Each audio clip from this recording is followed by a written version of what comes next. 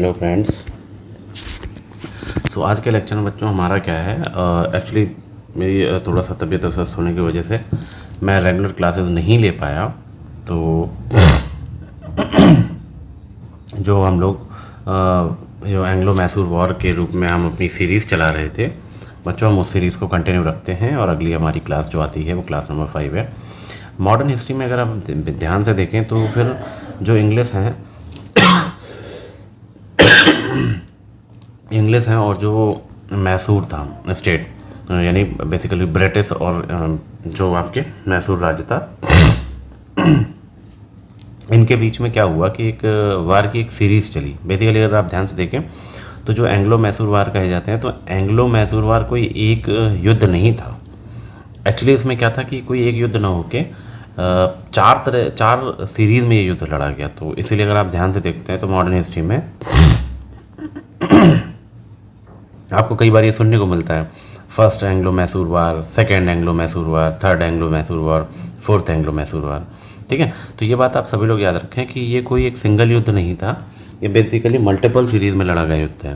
तो इसमें पहला था बच्चों प्रथम आंग्ल मैसूर संघर्ष जिसे कहते हैं,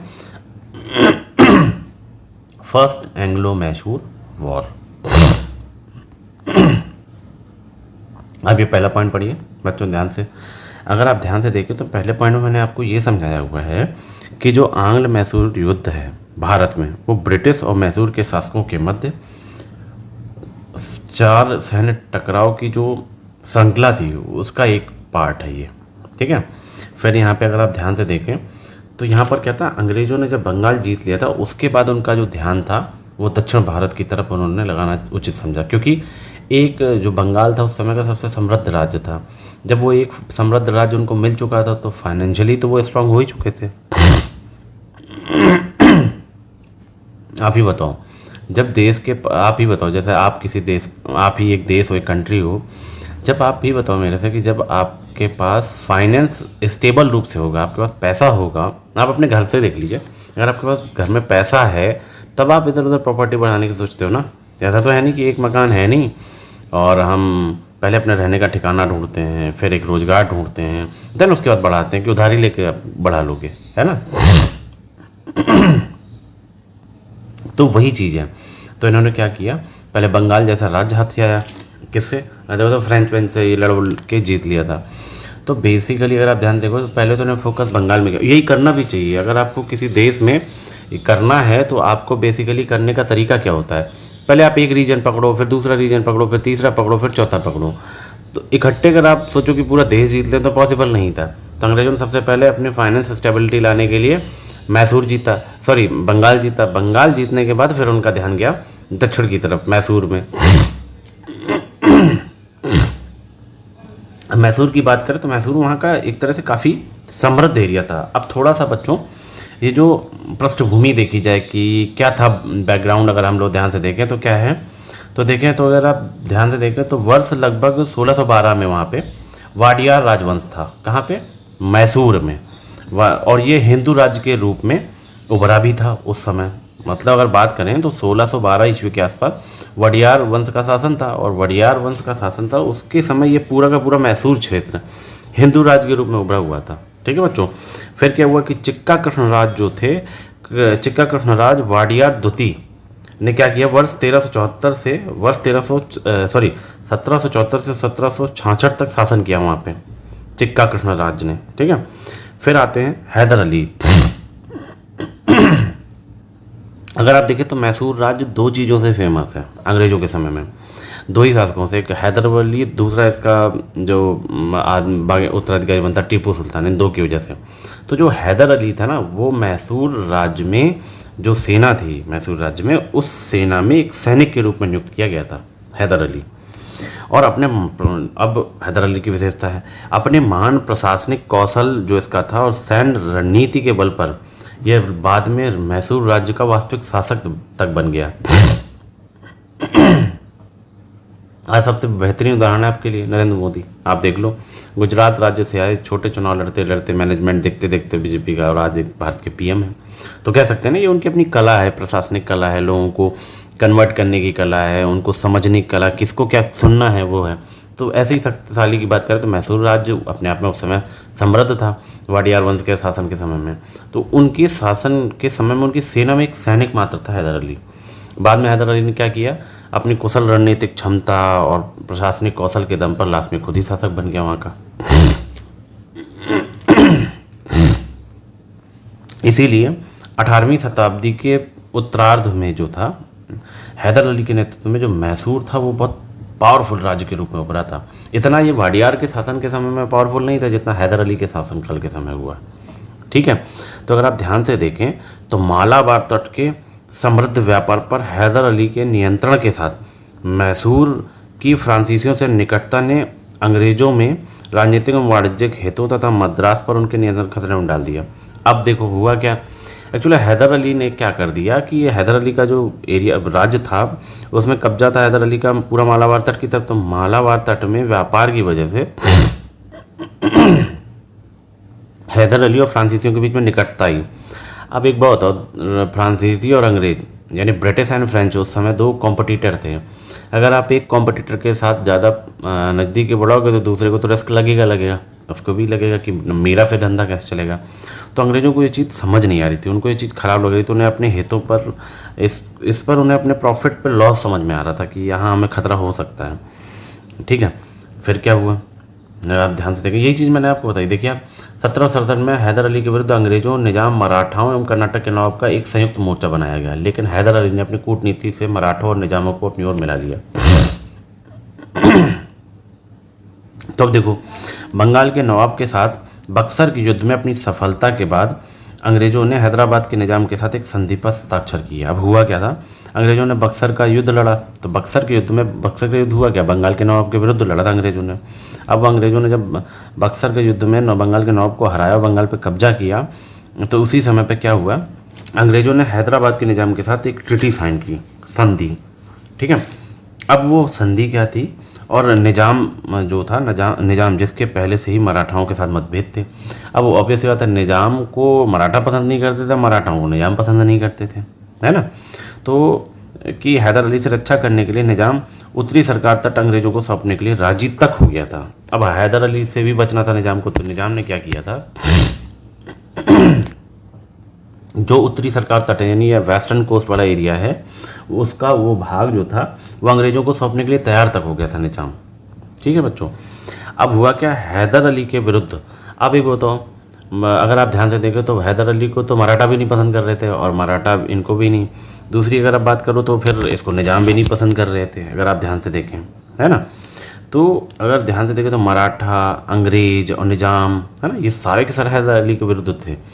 तो फिर ये हुआ कि हैदर अली के विरुद्ध हैदराबाद का निजाम, मराठा तथा अंग्रेज, ये तीनों के तीनों एकजुट होकर लड़े, एकजुट हो गए। अब हैदर अली ने क्या किया, कूटनीतिक रूप से मराठाओं को तटस्थ कर दिया, एक किनारे किया। निजामों को आरकोट के नवाब के विरुद्ध अपने सहयोगी के रूप में इन्होंने जोड़ लिया। यही उसकी कुशलता थी हैदर अली की। आप देखिए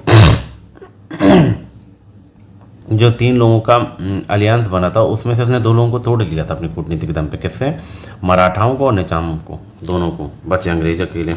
ठीक है, अब हैदर अली के बारे में थोड़ा सा आपका जानना बहुत आवश्यक है। बाद में हम आते हैं कि अंग्रेज़ों और हैदर अली के बीच में क्या युद्ध हुए, क्या संघर्ष हुए, बाद में क्या संधियाँ हुई, ये सारी चीज़ें हम देखेंगे। तो सबसे पहले तो आप जान लो कि हैदर अली है क्या चीज़। हैदर अली जो है, इसके परिवार के बारे में कुछ तथ्य प्रभावित नहीं है, किस परिवार से क्या ज्ञात है ये सब। तो हैदर अली 1721 से 1782 के समय में अपने सैन्य जीवन की शुरुआत करता है। किसके राज्य में, राजा चिक्का कृष्णराज वाडियार की मैसूर सेना में घुड़सवार के रूप में शामिल हुआ था हैदर अली वाडियार शासन में। ठीक है, फिर वह अशिक्षित था लेकिन बुद्धिमान बहुत था और कूटनीति और सैन्य रूप से बड़ा कुशल था वो। तो हुआ क्या कि वह वर्ष 1761 में मैसूर का वास्तविक शासक बना और उसने फ्रांसीसी सेना की सहायता से अपनी सेना में पश्चिमी ढंग से प्रशिक्षण की शुरुआत की। अब हुआ क्या, ये बहुत होशियार व्यक्ति था। इसने फ्रेंच लोगों को अपने साथ लिया, उनको जोड़ा और फ्रेंचियों को जोड़कर फ्रेंच लोगों से ये सीखा कि कैसे पश्चिमी दुनिया, मतलब वेस्टर्न जो कल्चर है वहाँ पर कैसे सैनिकों को ट्रेनिंग दी जाती है सब। तो ये चीज़ इसने फ्रेंच से सीखी हैदर अली ने। अपने उत्कृष्ट सैनिक कौशल के साथ ना इसने निजाम की सेना और मराठाओं को पराजित कर दिया था हैदर अली ने। फिर वर्ष 1761-63 में डोड, बल्लापुर, सेरा, बेदनूर, होसकोटे पर इसने कब्जा किया। अब पावरफुल तो ही था यार, उस समय मराठा अपने आप में पावरफुल थे और मराठाओं को हरा देने वाला व्यक्ति तो अपने आप में फिर और पावरफुल है ना। तो ये बीच आप सब ये बात भी आप लोग समझें। तो ये अपने आप में उस समय वैसे ही पॉपुलर हो गया जब इसने इनको हराया। और फिर इसने क्या दक्षिण भारत के पौलीगरों को भी अपने अधीन कर लिया था। फिर विजयनगर साम्राज्य के समय से ही दक्षिण भारत के कुछ हिस्सों में पौलीगरों तथा पलक्कड़ों को सैन्य प्रमुख एवं प्रशासनिक संचालकों के रूप में नियुक्त किया जाता था और वे काश्तकारों से कर भी वसूलते थे। अब अपनी राज्य से उभरते हुए माधवराव के अधीन मराठों ने मैसूर पर आक्रमण कर दिया और वर्ष 1764, 66 और 71 में हैदर अली को पराजित कर दिया। शांति स्थापित करने के लिए हैदर अली को उन्हें बहुत बड़ी रकम चुकानी पड़ी। अब खिसियाए तो बैठे ही थे तो इन्हें रकम देनी पड़ गई। किस हैदर अली ने दी। लेकिन वर्ष 1772 में माधवराव की तो मृत्यु हो गई। तो हैदर अली ने क्या किया, वर्ष 74-76 के दौरान कई बार मराठों पर आक्रमण किया और नए क्षेत्रों पर कब्जा कर लिया। साथ साथ उसके द्वारा हारे गए सभी क्षेत्रों को उसने दोबारा जीत लिया जब माधवराव खत्म हो गया। उसके बाद इसने मराठों पर खुद ही 2 सालों तक हमला किया और कई जो राज्य संधि के तहत हार गया था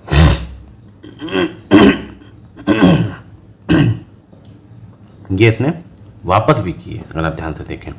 ठीक है, अब युद्ध का परिणाम क्या निकला। जो युद्ध हुआ तो युद्ध बिना किसी परिणाम के 1.5 साल तक तो चलता रहा। पहले तो आप ये जानो परिणाम युद्ध के थे क्या। तो आप ये सब याद रखो कि बिना किसी परिणाम के युद्ध 1.5 सालों तक लड़ा गया, चलता ही रहा। फिर हैदर ने अपनी रणनीति परिवर्तित कर दी और अचानक मद्रास पर आक्रमण कर दिया। इससे मद्रास में अर्थव्यवस्था और दहशत फैल गई थी। फिर इसी की वजह से अंग्रेज जो थे वो हैदर अली के साथ 4 अप्रैल 1769 को मद्रास की संधि करने के लिए विवश हो गए थे, जब इसने मद्रास पर अचानक हमला बोल दिया था। और मद्रास पे उस समय अंग्रेजों का कब्जा था। इसलिए इस संधि से कैदियों में विजित क्षेत्रों का आदान प्रदान किया गया। जो कैदी थे वो एक दूसरे के आदान प्रदान किए गए, जो क्षेत्र जीते हारे गए थे वो भी आदान प्रदान किए गए।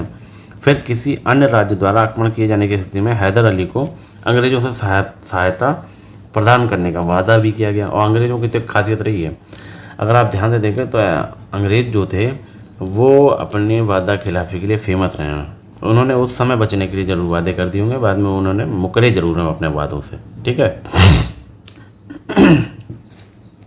तो अब जैसे मद्रास का घेरा है, 1.5 वर्ष तक ये जो अनिर्णायक युद्ध के पश्चात हैदर अली ने अपनी बाजी पलट दी और मद्रास को घेर लिया। यानी 1.5 वर्ष तक ये तो युद्ध की स्थिति बनी रही। यहाँ पर क्या था, पहले तो ये डिफेंसिव होकर रहा, बाद में इसने जब ऑब्वियसली बात है अंग्रेजों को लगा कि अब ये डिफेंसिव रहेगा, आक्रमण तो कहीं करेगा नहीं, तो इसने तुरंत अपनी पॉलिसी बदली और इसने मद्रास पे कब्जा घेरा डाल दिया। अब जैसे ही इसने मद्रास पे घेरा डाला तो सबसे बड़ी दिक्कत वहाँ पे क्या आई, एक तो अव्यवस्था फैल गई और दूसरी वहाँ दहशत हो गई, क्योंकि सबको पता था हैदर अली कितना पावरफुल है उस समय। तो फिर इस चक्कर में अब फिर अंग्रेज़ों को विवश होना पड़ा। फिर अंग्रेज़ों और हैदर अली के बीच में संधि हुई। अब उसमें क्या था, जब इसने मद्रास पे कब्जा घेरा डाला ना तो उससे अंग्रेज डर गए थे और फिर उन्होंने हैदर अली के साथ 4 अप्रैल 1769 यानी 4 अप्रैल 1769 ईस्वी को एक अपमानजनक संधि करनी पड़ गई अंग्रेज़ों को। और दोनों पक्षों ने क्या किया, एक दूसरे के जीते हुए प्रदेश लौटा दिए।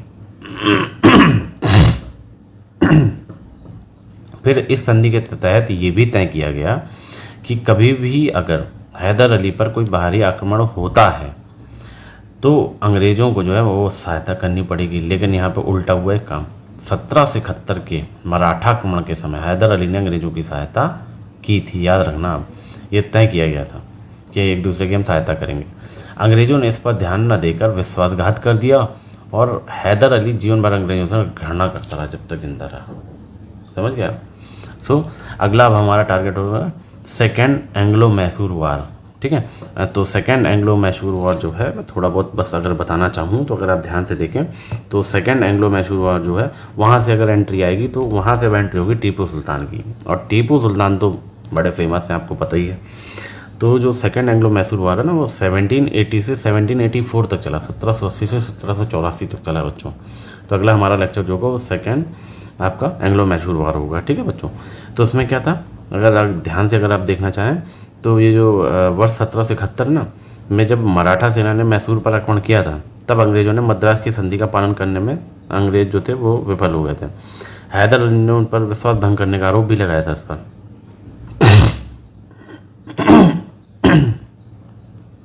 फिर ये भी हुआ कि हैदर अली ने जब ये देखा कि वहाँ से अंग्रेजों ने जब विश्वासघात किया, तो हैदर अली ने क्या किया था, हैदर अली ने सेना की बंदूक, सोरा एवं सीसा की आवश्यकताओं को पूरा करने के मामले में फ्रांसीसियों को अधिक साधन संपन्न पाया, तो फ्रांसीसी से जुड़ा उसने। फिर नतीजतन उससे सर क्या हुआ, मालाबार तट पर उसने फ्रांसीसियों के अधिकृत क्षेत्र माहे के माध्यम से मैसूर में फ्रांसीसी युद्ध सामग्री का आयात करना शुरू कर दिया था। दोनों के बढ़ते संबंधों से अंग्रेजों की चिंताएं बढ़ गई थीं।